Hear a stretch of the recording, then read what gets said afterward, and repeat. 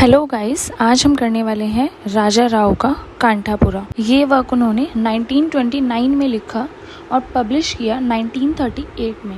ये first novel थी राजा राव जी।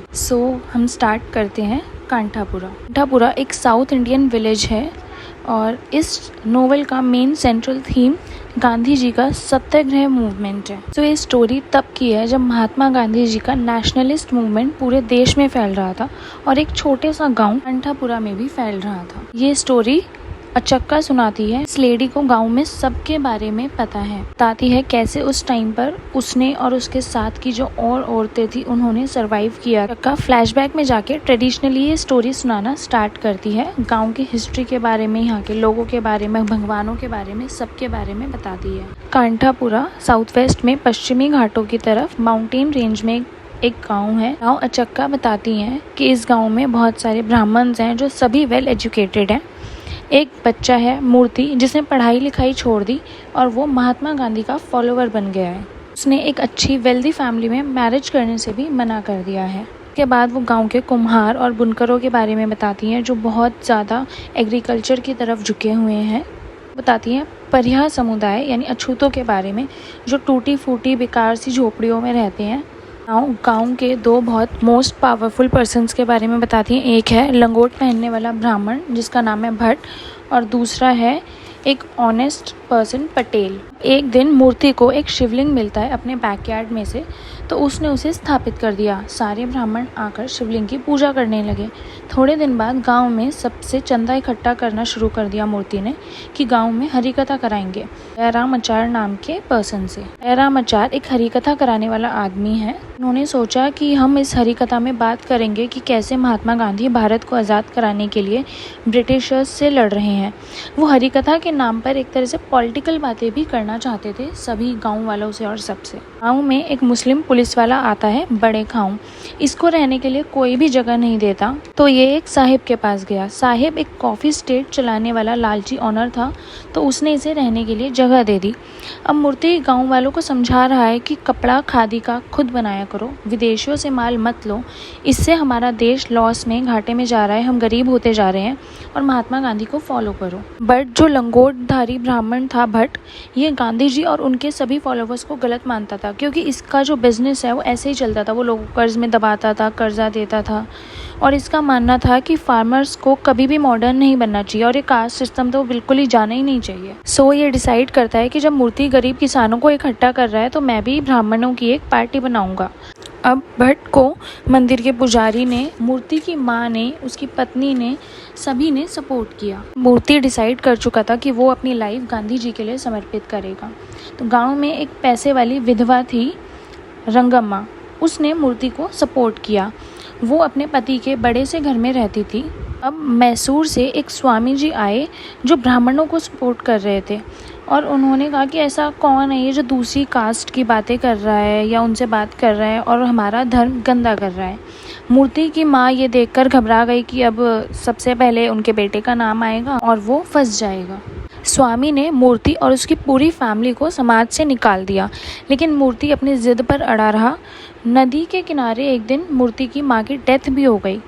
अब इससे मूर्ति जो है बहुत ज़्यादा अफेक्टेड हो गया, उसको झटका लगा। वो सब कुछ छोड़ के रंगम्मा के घर चला गया। अब गांव के कुलियों को भी एजुकेट किया जा रहा था। उन्हें बताया जा रहा था कि गांव में इतनी गरीबी क्यों है, क्योंकि ये लोग मेहनत तो बहुत करते हैं लेकिन इन्हें मिलता कुछ भी नहीं है। साहिब के कॉफ़ी एस्टेट के ऊपर हो रही हैं ये सब बातें, और ये जो कुलियाँ, इन्हें 10 साल तक काम करना पड़ेगा। ये 10 साल से पहले अपना काम नहीं छोड़ सकते। तो ये कमाते हैं, इसका आधे से ज़्यादा इनका शराब में चला जाता है। मूर्ति ने एक गांधीवादी ब्राह्मण क्लर्क के साथ मिलकर इन कूलियों को पढ़ाना शुरू करा ताकि ये कूली भी आकर इनके साथ आंदोलन से जुड़ें। लेकिन यहाँ जो ये पुलिस वाला था बड़े खां, ये आ गया और इसने इन्हें रोक दिया, क्योंकि गांव में किसी भी ब्राह्मण ने इसको रहने के लिए जगह नहीं दी थी, इसलिए ये गुस्सा निकाल रहा था। अब इन कूलियों में से एक कूली है रचन्ना, उसने हिम्मत दिखाई और इनको ज्वाइन कर लिया। अब हलचल स्टार्ट हो गई है, प्रोटेस्ट होने लगे हैं। कुछ कुली महिलाओं ने इस बड़े खां की दाढ़ी को पकड़ लिया और थोड़ी सी हिंसा हो गई। तो मूर्ति ने इस सब की जिम्मेदारी खुद पर ली, क्योंकि वो महात्मा गांधी का फॉलोवर था और कोई भी हिंसा करना नहीं चाहता था। उसने 3 दिन का फास्ट किया क्योंकि उसके वजह से ये हिंसा हुई थी और गांव के मंदिर में जाकर ध्यान लगाया। यहाँ मंदिर में रत्ना नाम की एक लड़की है जिसने इसकी बहुत केयर करी। अब मूर्ति ने अपने प्लान में पटेल को भी मिला लिया। इन दोनों ने मिलकर गांव में एक मिनी कांग्रेस बनाई और ये लोग इस कांग्रेस को एक देश की जो मेन बड़ी कांग्रेस थी उसकी लोकल ब्रांच मानते थे। अब एक दिन मूर्ति जो कुली है रचन्ना उसके घर जाता है। वहाँ उसकी वाइफ इन्हें पीने के लिए दूध भी देती है। मूर्ति पहले तो थोड़ा सोचता है बट फिर पी लेता है। यहाँ मूर्ति परिहा औरतों का एक जन समूह है उन्हें इकट्ठा करता है और उनसे भी कहता है कि अपना खुद का कपड़ा बनाओ। इसके बाद जब वो घर आता है तो खुद को गंगा जल से अच्छे से शुद्ध करता है। अब दिवाली के दिन रंगम्मा के घर पुलिस आ गई मूर्ति को पकड़ने के लिए, तो इसके लिए रचन्ना और सारे गांधीवादी पुलिस पर टूट पड़े। पुलिस ने इनको भी पीटा और अपने साथ बहुत सारे लोगों को ले गई। अब जेल में हेल्प के लिए रंगम्मा एडवोकेट शंकर को बुलाती है। एडवोकेट शंकर कांग्रेस कमेटी के सेक्रेटरी हैं, बट मूर्ति ने मना कर दिया कि मुझे किसी भी एडवोकेट की या किसी की भी हेल्प की नीड नहीं है। अब एडवोकेट शंकर भी उनको समझाते हैं कि इस आंदोलन को आगे बढ़ाने के लिए तुम्हारी बहुत ज़रूरत है, बट फिर भी मूर्ति को एंड में 3 महीने की जेल हो जाती है। 3 महीने तक जब मूर्ति जेल में था तो गांव के लोगों ने और स्पेशली औरतों ने इस आंदोलन को आगे बढ़ाया।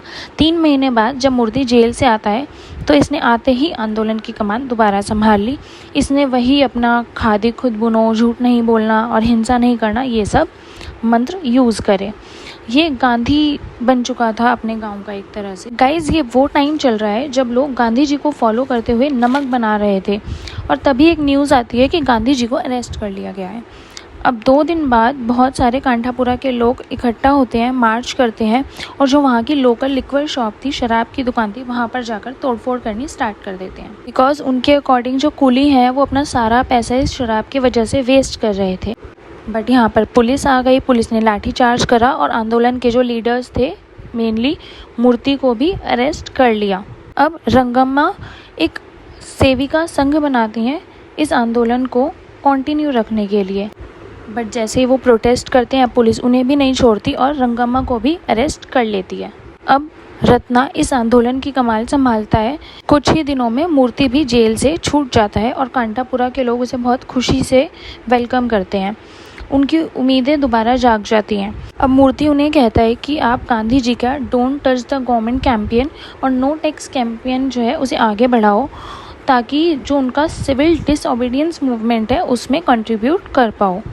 दोबारा से प्रोटेस्ट होता है। पुलिस दोबारा प्रोटेस्टर्स को बहुत मारती है बट वो लोग संघर्ष नहीं छोड़ते। So at end Kanthapura is destroyed but not defeated. Means कि कांठापुरा पूरी तरह डिस्ट्रॉय हो गया, लेकिन फिर भी वहाँ के लोगों ने और मूर्ति ने हार नहीं मानी। वो सभी पुलिस से और ब्रिटिशर्स से बचने के लिए गांव में आग लगा देते हैं और वहाँ से सभी भाग जाते हैं।